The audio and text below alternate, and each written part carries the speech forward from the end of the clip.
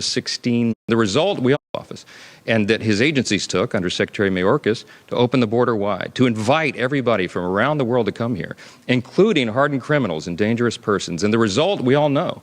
The official number is 9 million encounters at the southern border alone, just since Joe Biden took office. But the actual number is probably close to 16 million illegals who have come into the country because they desired it, they designed it, they engineered it to be that way. His actions did that. He ended the Remain in Mexico policy under President Trump's administration. They reinstated catch and release that had been practiced under the Obama administration. They stopped building the wall. They did everything exactly the opposite of what this president had achieved. And that's why we have this catastrophe. And so what we're going to do is the House Republicans are introducing a bill that will require proof of citizenship to vote. It seems like common sense. I'm sure all of us would agree. We only want U.S. citizens to vote in U.S. elections. But there are some Democrats who don't want to do that.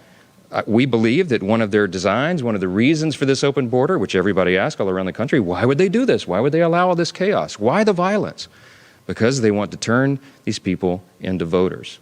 Right now, the administration is encouraging illegals to go to their local welfare office to sign up for benefits. Well, guess what? When you go to a welfare office, they also ask you if you would like to register to vote.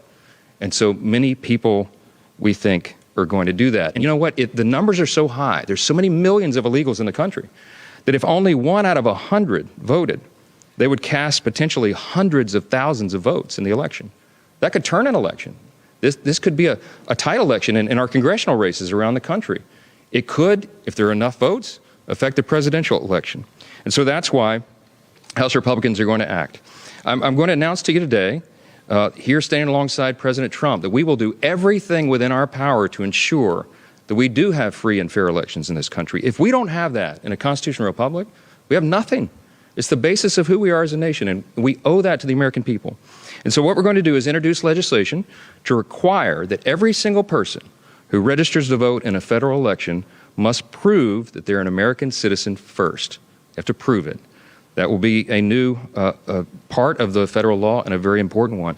Our bill will establish new safeguards. It'll put us on par, by the way, with virtually every other democracy around the world that also prohibits non-citizen voting. And this is a critical thing for us to do at a very critical time. Our bill also will require states to remove non-citizens from their existing voter rolls. That's a big problem, too. And it will provide access to databases from the Department of Homeland Security and the Social Security Administration to help the states administer this.